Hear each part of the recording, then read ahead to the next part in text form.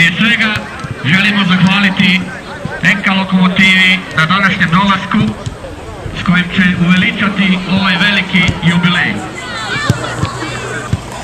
Počeci nogometnog sporta na prostorima današnjeg grada Duge Rese sežu u daleku 1918. godinu kada su pod inicijativom Stjepana Levaka, Josipa Kovača, Đure Tomičića i drugih udareni temelji prvog nogometnog kluba Vinica, koji je ugašen 1922. godine. Kroz turbulentna vremena iza Prvog svjetskog rata klubovi se gase, ali ljubav prema nogometu ne jenjava, pa se ponovno osnivaju pod drugim imenima.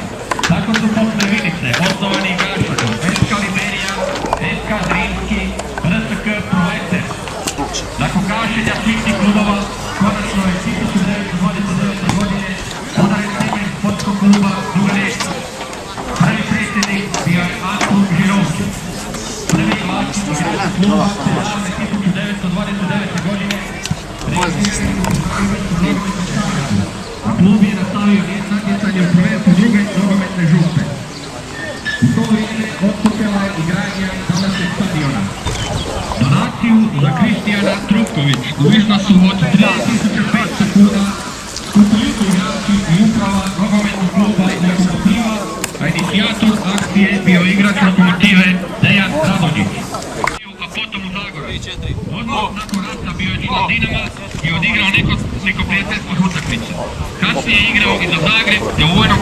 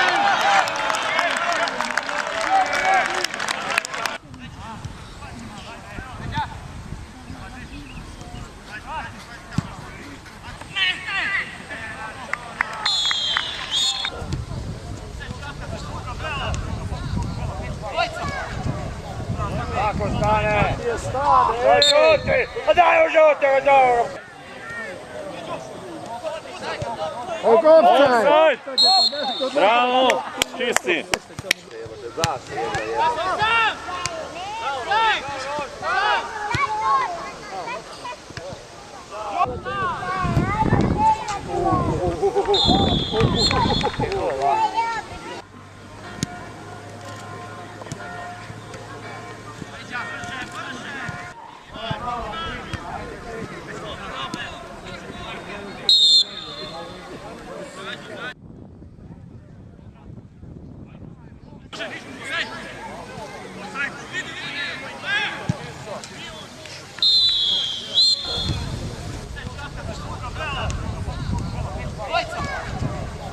Tako stane! Stane!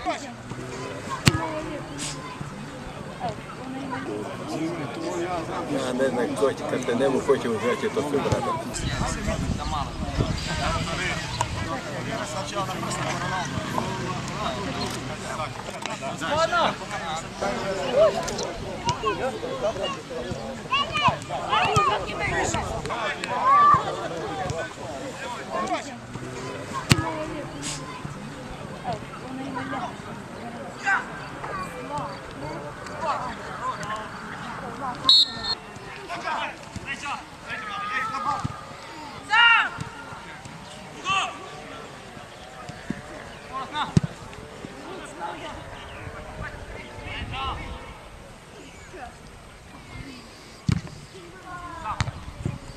Sam!